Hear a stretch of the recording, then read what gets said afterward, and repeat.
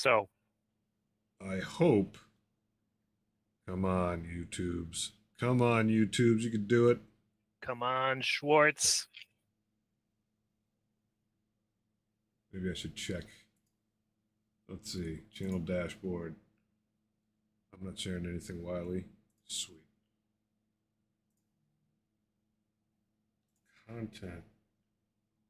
Live. All right, it thinks we're live. Oh, yeah. And it's got the Perler bead Cruft van. So, yeah, we're rocking. Cool. We be live. Perler bead craft van. Tell me more about that. Yeah, I got this wild idea to. I was talking to my buddy Chris. No laughing matter. It's Chris Beatrice, the guy. He used to run Impressions games, then headed up Tilted Mill Entertainment, where he was my boss for 5 years, which is fantastic. He's a tremendously good artist, designer, studio head. Um, and I'm consider myself blessed to be buddies with him. He's got some stuff he's trying to cook up, which I have some old expertise in.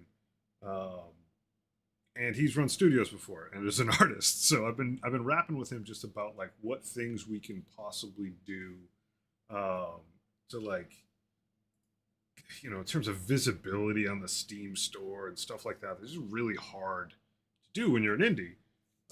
And he was like, "One, you should change the color of the van because it doesn't stand out." I was like, "Okay, that's fair." But then he and I had this like couple hours long conversation about that kind of stuff, where he was really just trying to like get a good solid sense of the identity of just like the identity of the game. Weird extra box floating around here that I don't know what it is. Anyway, just trying to get his head around it. It's probably the game capture window. Close that for now. Boop. And where it ended up is he's like, yeah, so it's a game about like crafting stuff and things like that. Maybe you could do something with clay. And I was like, oh snap, I got these perler beads. And I was like, hey, maybe at some point we'll do like a couple contests for the game, and I'll just like iron up some perler bead things of like little sprites. I got this idea in my head real quick, which I totally credit to Chris, even though he's like, you just said everything. I just said clay. Where for the That's store, like that's the thing that like a really good mentor figure does is actual nothing but ask good questions or listen yeah. actively. Yeah, no, So what I'm I'm gonna being reductive, but you know what I mean. yeah, it is. No, these are important things though. Like, and it's why like I've learned so much from this dude. To be honest, on a big team, it's a lot of what like I try to do is just be like, how about this? So what we do for the store page is actually like a real image. Do like some sort of like outdoor diorama-ish thing with this perler bead van. You can see it's now blue. That was the first piece of advice: is maybe make it a little brighter color. I struggle with bright colors. Um, Take this. My wife is working on some cross stitch of items in the game, and we have this like main menu / in between levels screen where the van goes by and there's a bunch of stuff dumping out of it. And I'm gonna do some sort of like outdoor diorama-ish thing where I'll use this real perler bead van and have probably like on a popsicle stick, and have some objects that my wife is very graciously cross-stitching, like the little piglet guy. A couple other things: hammer, cheeseburger. Maybe there'll be a bar of silver, and put those up on posts and like do kind of a long, maybe even telephoto-ish shot with like the woods in the background that emulates that screen, and use that for marketing assets like in the Steam store. So when you're scrolling through looking at games, maybe one of those images is like a real life image of a fake craft van. Hopefully that'll make the game stand out a little bit. It's definitely in theme. We've argued many times that it's like the main character of the game. It's sort of your representation. I love that, like the mental gymnastics of that, like real life fake version of a real fake thing. Yes, it's got layers to it. So hopefully this thing will will be eye-catching in some real photo. So when you're scrolling through and you're seeing all these cool games that have all of this like heavily graphic arts stuff up, it'll catch your eye because you'll see something that is actually like a real world photo that is absolutely like, I love the fact that games back in the day used to go to Radio Shack or God knows what store, and there'd be a rack full of PC games, and the art on the front, I mean, still to this day, the art on the front of a game is never what's actually in there in a lot of cases. But you know, you do the math in your head, you do the creative director in your head, and that's what you see when you play the game. So I like that idea a lot. I don't think the box cover, it's also a little, in retrospect, it's a little lazy to just take like a screenshot of your game, add some text to it, which is I'm not throwing anyone else under the cruft bus except myself, because that's what I did. I was like, oh, but we don't have, a graphic artist. So this thing, let me see if I got a picture real quick. I can just like slap it in front of the camera. How dope is this? See if I can find it. Yeah, so while I'm working on it from this angle, the wife is literally cross-stitching things like the pig. So cool. Yeah. Speaking of which, in other news, let me see if this thing works over here. Boo-boo. I think we have emotes now. We also have ads now. I don't normally pop up in the stream on Twitch. Oh, that's right. We do have ads now. I have more screen space, so I did, and I'm not hearing any of this. I'm in an ad break. Oh well. It would love to control when that happens. We can control when that happens. Actually, now we got to get. We should. There's a thing you could do where you can actually just choose when you want to run your ad breaks. That'd be nice, because then I would like go get a cup of tea or something. Yeah. So here's the deal. Like it looked like we had a bunch of followers and they got hit with an ad wall on the way in. If you run 3 minutes worth of ads on your own, you don't get the ad right when you come in. Which I see. It absolutely. You recently ran an ad, must wait to run another. Okay. So I can from here just be like, all right, we're going to run an ad break. Yeah, if we don't proactively do it, they're going to trigger it. Yep. This is all. I'm sure this is like 101, Twitch 101 to everyone else, but I haven't. So we need to. Yeah, I will physically run some ads so we don't crush people on ad wall right out the gate. That's the big problem, is that like you go to the channel and then the ad's playing and then your host. So I'll figure that out. And we also added some channel points rewards, because there's channel points. I think one of them is still getting approved. Yeah, going on what Joe's saying, part of what I wanted is just to know when the ads are, so I'm not like introducing a critical concept that we're going to talk about for the next hour, Yeah. Yep. Yeah, so we'll do that. I'll increase my DJ skills, my producer skills, actually. DJ doesn't care about anything. Are they VJ skills if we're on video? I am retroactively going back to radio with this, but let's see. Ads. Ooh, I see a very nice van on the YouTube thumbnail. I like that it's being jumped by a 90-second ad was an experience. What's up, Tim? Yeah.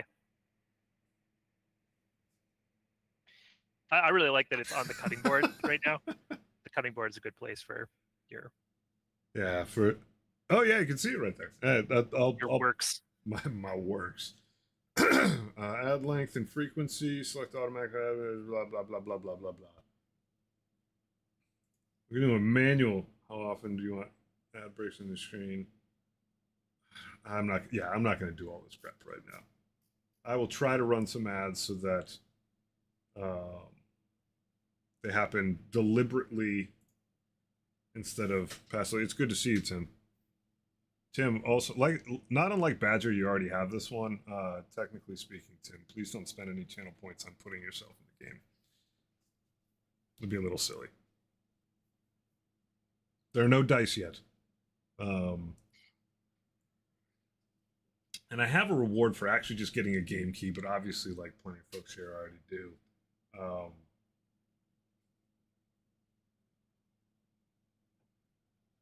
bow under the yoke of capitalism.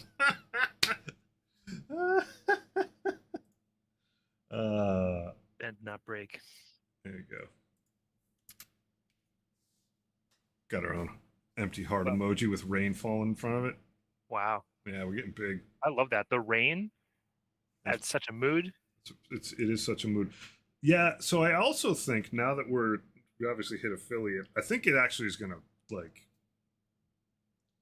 I don't know, maybe it'll bump us up a little bit in terms of viewership. I have to imagine that they somewhat maybe ping more people. It's very cinematic.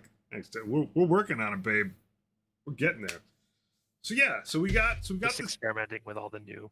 Yeah, so Not just saying nonsense in chat. Absolutely, that's what it's there for.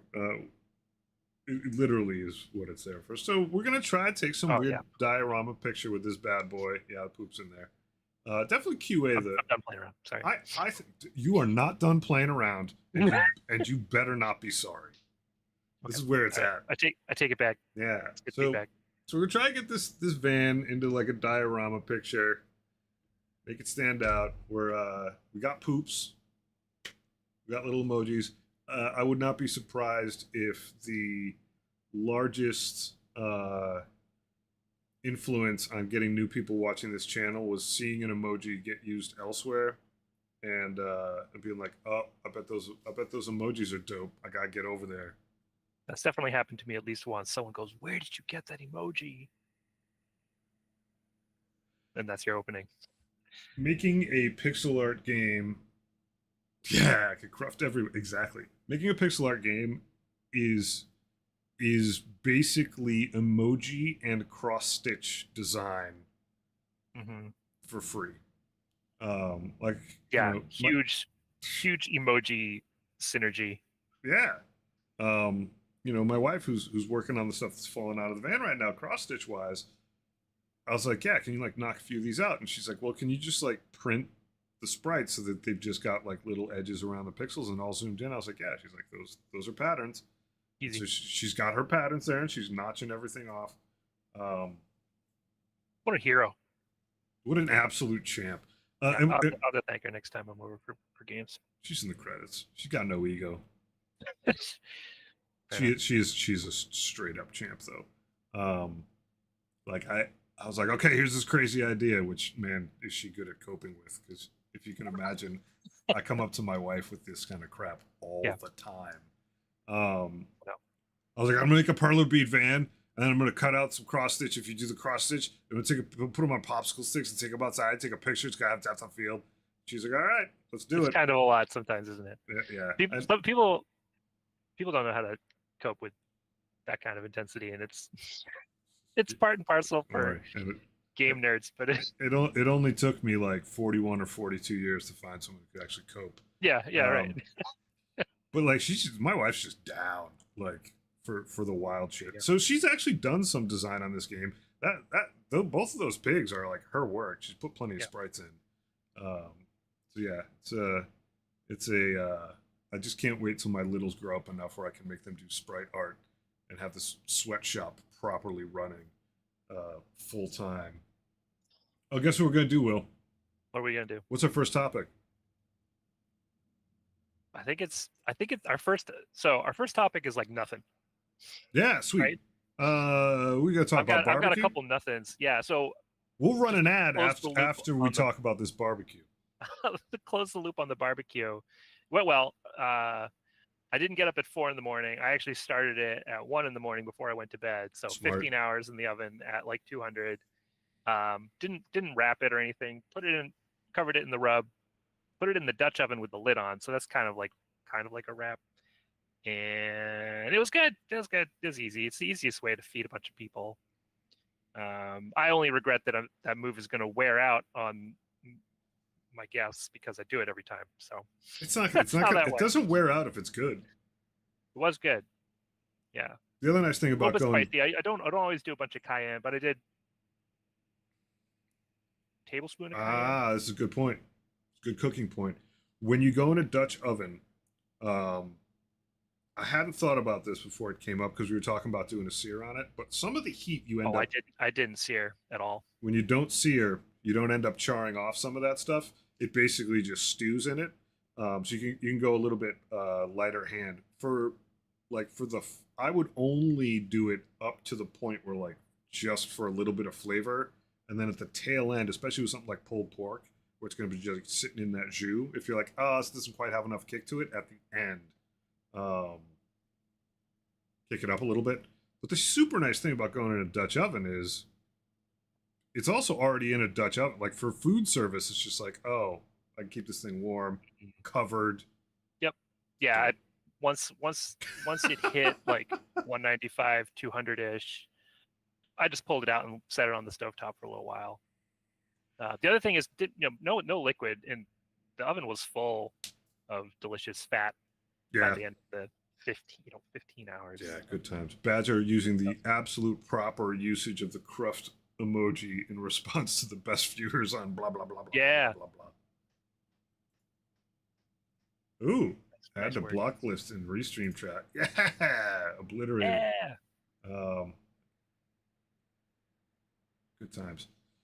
So I'm gonna hit you with a 1 minute ad because we've only been on here for a few minutes, but let's just do it. Let's see if we can stop people from getting blocked on the way. And so it'll be a 1 minute ad. Sick.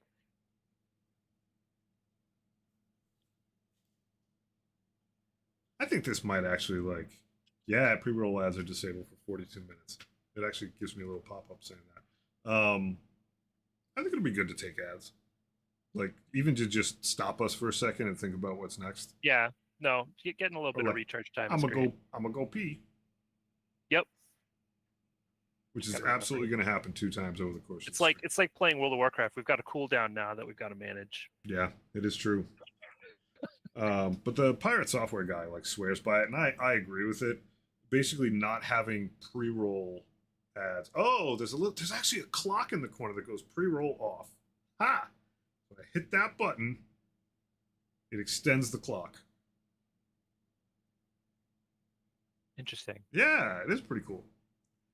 So, I mean, I guess the weird thing is someone comes in during pre-roll or comes in while an ad's running. It's just going to be you and I chatting or me running off to use the bathroom.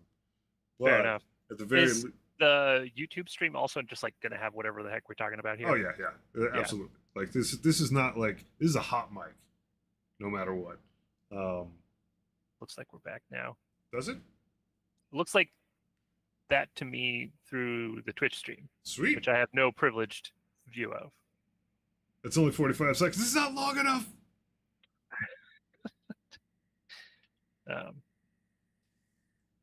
Yeah. Barbecue. I also got some magic cards in the mail today. You got some magic cards in the mail? This is my other softball. So we used to be notorious for not opening our mail ever. We had just like a disaster of a mailbox. No one wants to process mail. I think this is like my parents' generation thing, mail in general. Like the only thing you ever get in the mail is not worth it, right? Like you get a bunch of catalogs. Except maybe a cruft bills that you're already postcard. playing online.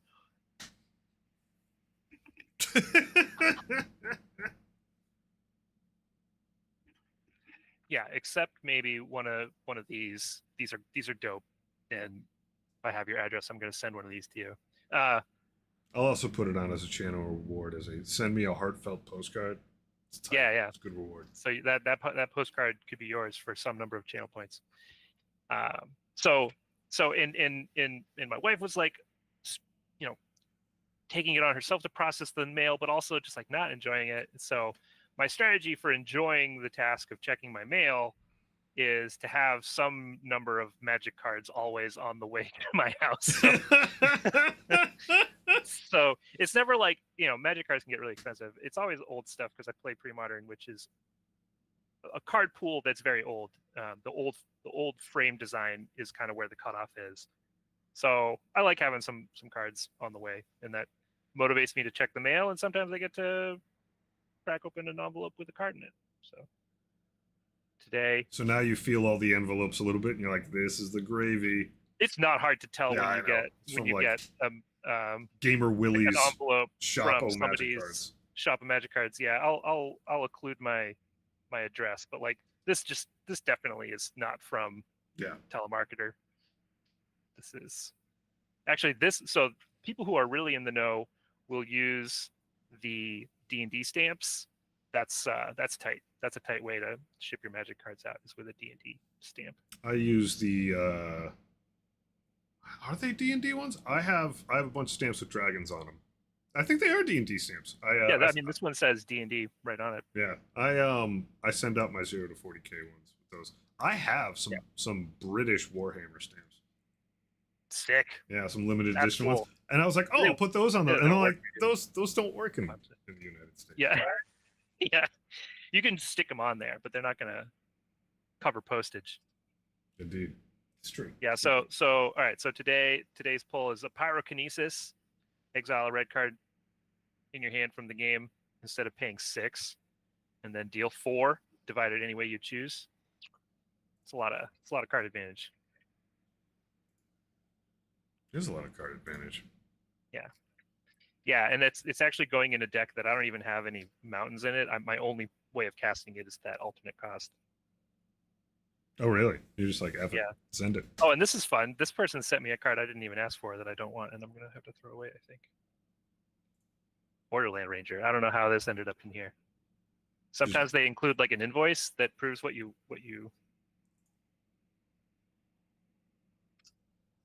Maybe that was just Lanyap. Oh, maybe it was just like a sacrificial card in case something chewed up the envelope in the mail. Yeah, there we go. Yeah, two random commons as with a sandwich. Ablative shields. Is that how you say that? Ablative? Ablative? I say ablative. Ablative. Cool. But it's one of those words I read and never say. So, and then the other classic is impulse. Look at the top 4 cards of your library. Put one in your hand. Seems a little impulsive for you. Oh yeah, no, it's not my style generally to play the blue impulse decks. I usually play black. There was a human being. All death metal all the time. A human being I will not call out directly, but fantastic. Someone I used to work with directly who was really nice, really sweet person, that got referred to as an ablative shield for the design department I was working in, because anytime there were cuts, this person was let go, and then months later would get picked back up. Oh. Yeah. Rough. That is rough. That's a rough reputation to be at a point where you can identify it even. My boss coined the phrase, and like we never said it to the person, but it was tough because they were generally under like contract. Mm-hmm. And it's like we're still not, like, we were rapidly trying to just find a way to permanentize the person. But hey. That's one of the reasons why there's only 2 of us. You don't want to be in a spot where you have to tell someone like, I'm sorry, you do great work, but not great enough. But, Well, at the end of the day, it's like, yeah, but we didn't collectively do great enough when we rolled the dice to like pay you for the next 3 months. It's rarely that person's problem. That person, the people you have to let go that way, it's never their fault. Because the people you do need to let go because they suck, you let go long before that. That sounds like the most highly functional organization. That's good. That's ideal. I don't think that happens as much in practice as you want it to. Yeah, I think you're right. Wishful thinking. Firing people is weirdly hard. Anyways, Will, why'd you stop working on deeps, Will? Yeah, good time for a subject change. It was getting dark. Yeah, why did I stop working on deeps? It's time to finish this road that we've laid out for ourselves to early access. In fact, I'll pull up the road because maybe it's a good time to do a little bit of prio as we're on this topic. Yeah, but so deeps is on ice for now. We had been doing 1 day a week on deeps, and it's good to have some idea of what we're up to after. I forgot the name of the game. Cruft. But what is that thing right now it's like we're so close. It's time to just I'm struggling to find the right metaphor for finish the job. It's time to finish the job. Yeah. Cross the finish line. Yeah, there you go. It's always a sports It analogy. is. Yeah. Well, it's time to do that meme of the guy who's got. I think you get the bronze medal where he's like biting the thing and he raises his hands, kisses the lady, sprays champagne, and he's in third. Like, yes, it's like legit. That is exactly the vibe I want to. That's exactly the mood I want to strike here. We're gonna celebrate. I am definitely using that super meme. hard. I am using that meme when I go on LinkedIn and say, "Hey, it's in early access now." I am absolutely using that. Yeah, that is perfect because it's not done. It's not gold, but it's bronze.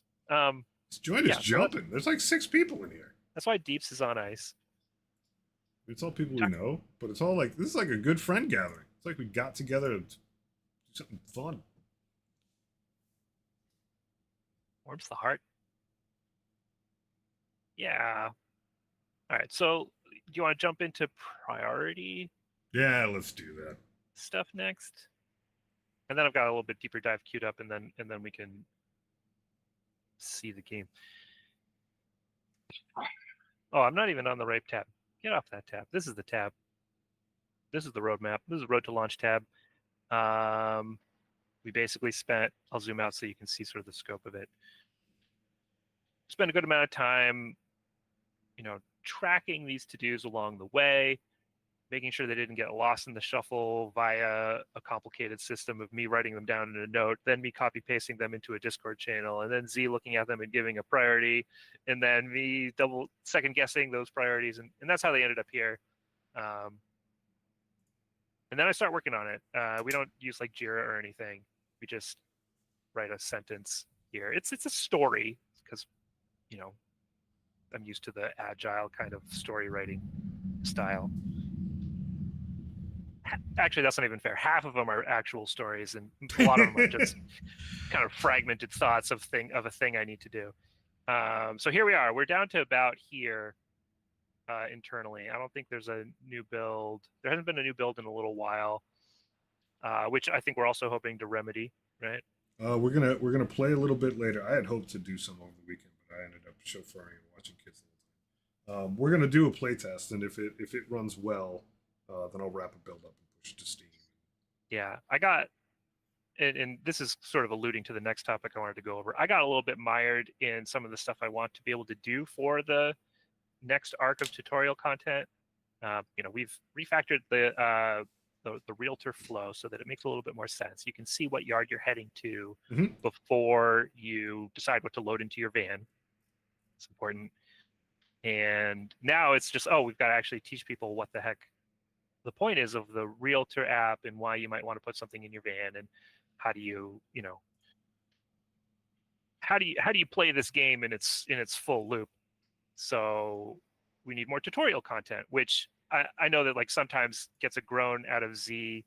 I try to be a little bit more positive. I try to be a little more positive about tutorials. I care about tutorial stuff, but it is a little bit painstaking work. Like this is the get your fingers dirty kind of details matter. You're at the top of the quote funnel where you're on the first moments that anyone's going to have in your game. So there's a lot to like generate anxiety about in there. Like we just ran into stuff to worry about. We just got feedback on the tutorial today on step one. Step one, if you use the workbench first, and this wasn't the way it always was, but like it'll pull the required components from anywhere, which means it'll pull the hammer out of your van that you're supposed to do in step one is go get your hammer and pull it out of the van. It'll pull it out for you blindly, and then your hammer's out of the van. And you can't proceed. It's amazing. Yep. Gotta fix it. Yeah, gotta fix it. And so along the way towards getting the getting more info in front of the player's eyeballs around these screens, I realized like I got to go deeper than just the minimized phone. Right now, you only get messages at the minimized phone, and when you open up the phone, they kind of go away. So We'll talk a little bit Can more you about zoom in a little what bit, because I might you've do. left Oh that yeah, at like. I zoomed out to Yeah. sort of demonstrate Yeah. some scale, but Can then you I hit need to F11? zoom back in. Wow. There you go. Okay. Yeah, geez. So, anyways, I spent some time working on that stuff, and I got this one sticks out as like this took a long time. I was trying to highlight one of the apps in the opened phone and detect that you had done so. Detecting it was fine, but hooking into the UI to change the way that element was styled to accomplish a highlight wasn't coming together. And it has to do with how I structured those UI documents and the code that kind of interacts with them. So in Unity, a UI document is actually kind of like a very website-like pair of XML and style sheet code, style sheet-like code. And in there, I realized that the path was not clear for me to do that. So I'm gonna have to refactor some of the ways that stuff is set up. And that's life when you're writing code. So no snark. Like, why didn't you just do it right the first time? Yeah. Well, so the practical, like, no snark. I know that you. There's a very practical reason is that when you are developing a game, like, you can't foresee, short of like an auteur thing, you don't write everything out at the start and go, everyone just go make this. You know, the game morphs and adapts. And originally, we hadn't really thought about, there was just a screen that you left, and there was a totally different flow for picking a new yard. Now, we improved the game by updating the flow so that it's still in phone and it allows you to go back and pick your stuff. But that choice means, like, the fallout from choices like that is that, like, oh, we don't have the flexibility we now need to work with that change effectively. So, like, a lot of times, like, refactoring stuff is a very, I don't want to say it's a very tough decision, but it kind of is that what we gain by not over designing stuff in the beginning, being able to just like flow, make stuff, find out, is Will and I have an agreement. You know, it's not even like a side agreement that, like, there are going to be times when we need to refactor stuff. Yep. Because what we're doing is, like, designing while we work. We have a, like, strong North Star in mind, but sometimes you have to, you know, I'll go to Black Sails. Every once in a while, you got to pull the ship over to an island, have everyone drag the boat up onto the beach, tie it off on a bunch of palm trees. Everyone's got to scrape the sides of the boat before you're going to go do the next thing. And I can tell you've been thinking about writing a blog post because you're bringing up Black Sails. Yeah, indeed. But it's so true. If you watch Black Sails and you're as loosely metaphorical in your head as I am, you know everything you need to do to design a game. But the point is, the sad part is, some guy gets his leg hacked off as a result of it, and another guy gets completely crushed. The cat's okay though. That's the important part. I have to watch this show because that's a deep cut. It's really good. Like, it's very rated R, and it's very piracy, but it's also very stylish, and it's amazing cast of characters. Really good script.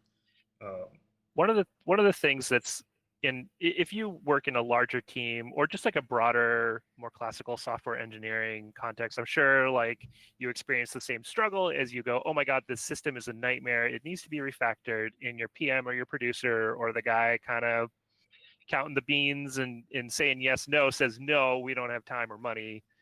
And then you go back and you struggle and the feature is buggy and it sucks.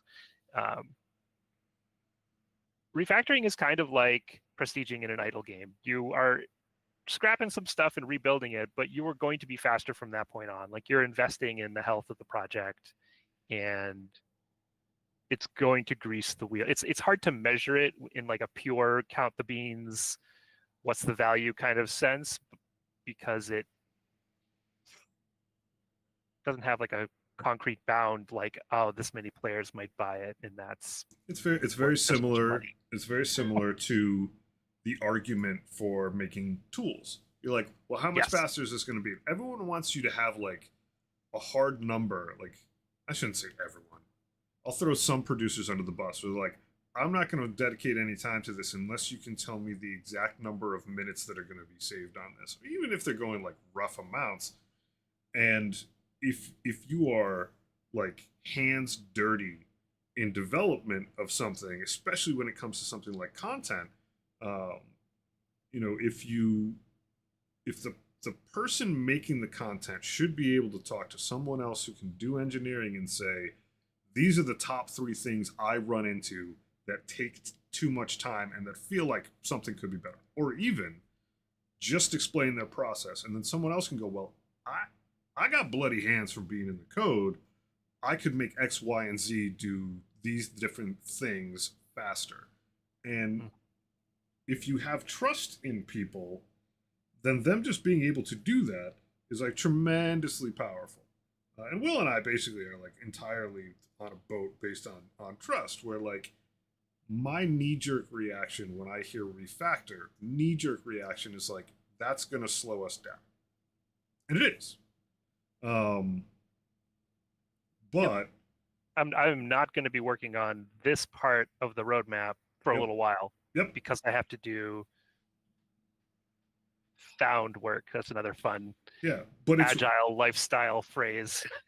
I think where teams run into issues is when they don't already have a collective understanding that people forget the gains that you get by being able to move quickly.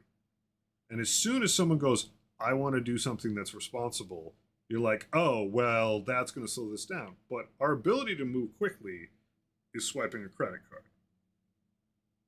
And that sometimes we are going to have to go back. And if you think about it that way, yeah, we're constantly cutting corners and making trades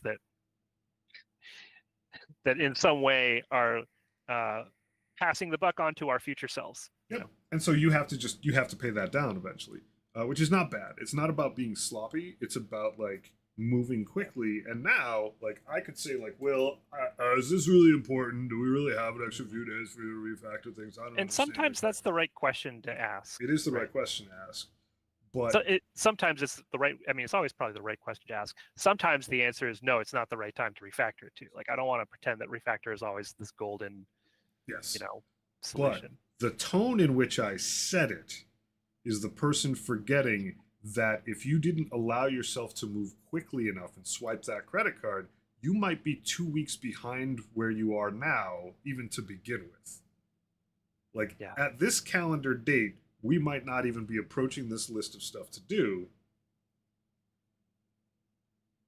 because we decided to like over design everything.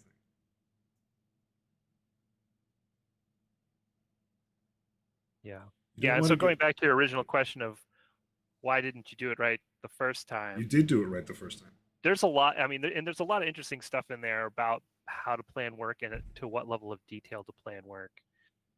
Like, I used to believe that, the job was to come up with the most bulletproof spec that covered everything. And it wasn't until I was in a position where I was trusted enough to write the spec and delegate that stuff to a team that I realized that that was the wrong way to do it. Like, oftentimes, like, the job is more about articulating the problems and then refining those problem statements. And so we didn't do it right the first time because we hadn't fully defined our problem statement. We hadn't fully realized like all the problems that we needed to solve.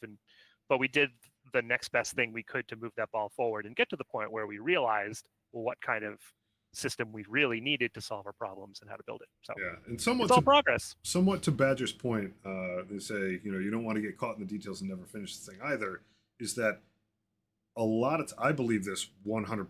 There's no like me playing a weird fiddle. Is that by moving the game forward and moving quickly, you run into exactly the thing that you need to refactor for. Exactly the thing that you didn't know previously. And then when you go back and you want to change stuff, you can do it with confidence because you're not refactoring against a bunch of guesswork. You moved the whole game forward by everything moving fast. And you go, this is where the game's at. We're trying to get it into early access. Here are exact tasks that I have in front of me that I know aren't going to go away and that there's going to be more of in the future. Now I know how to refactor. Like, how in the dark are you right now, Will, on what you want to do to refactor this thing? I mean, you explained, you're like, oh, this is exactly what I want to do. In the dark at all. Yeah. Yeah.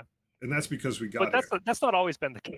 That's not No, always the case when I've started a refactor. it's not, but that's where you want to be. Is where like the argument for refactor is like you are armed. You're like, oh, this is exactly how it should be now. Per Joe, if you know you're going to be working in that manner, you also change how you write things from the start. That's 100% true. You don't write code that's rigid, covers all edge cases, because you expect to come back. And you have to have the sort of verbal, I think, the verbal contract on that. Like, I don't think Will skipped a beat when he was like, all right, I need to go refactor this. Now, I could say stuff and we could decide not to do it right now, but I don't think, Will, you were expecting me to be like, all right, give me a full report. The most I've asked Will about this refactor is the conversation you're hearing right now, and he's already working on it. He's like, oh, I think I need to refactor this. We're going to do X, Y, and Z. And like that's enough because that's how we work. That feels good as an engineer to just know that the person I'm working with trusts me. That's trust, and thank you very sincerely. All right, nice little buddy cop moment. Let me find an emoji that works for that. There you go. We did it. Me and Will are both very sentimental, but like that's how I like to work. And I have to tell you, I don't want to do this work myself, so I'm very happy to have Will doing it. I wouldn't know what to refactor. Now you just have to make these numbers small. Yeah, knowing what to do is hard. Okay, make the numbers smaller. Do I have to make these numbers? We'll talk a little bit more about this. I'm not going to finish this all now, but in terms of priorities, okay, so let's say if there's any 8s in there, then we're gonna have that conversation. Yeah, nope, eights are a red flag for sure. I think it just played an ad. Why doesn't it give me an indicator? Oh, son of a! Let me check the stream. Yeah, it's definitely an ad on mine. I don't know if it's different for different people. Another Subaru ad. I do drive a Subaru, so I guess that's okay. I found you. Yeah. No, that's a Hyundai. I got a Hyundai ad. Badger, you got a Subaru ad? All the people buying cars want to come to this spot. All right, I'm gonna in the background see if I can fix these ads up a little bit. I remember this being a bit to figure out. I wonder if the policy just keeps changing too, so it's hard to get a lock on it. Pre-roll ads for incoming. Okay, so it's pushing for fully disabled. We're just gonna end up with ads. I just wish it would tell me.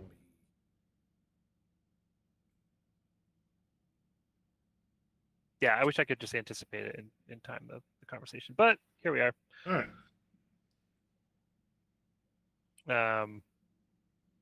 Yeah, so back from the ad break probably. Highlighting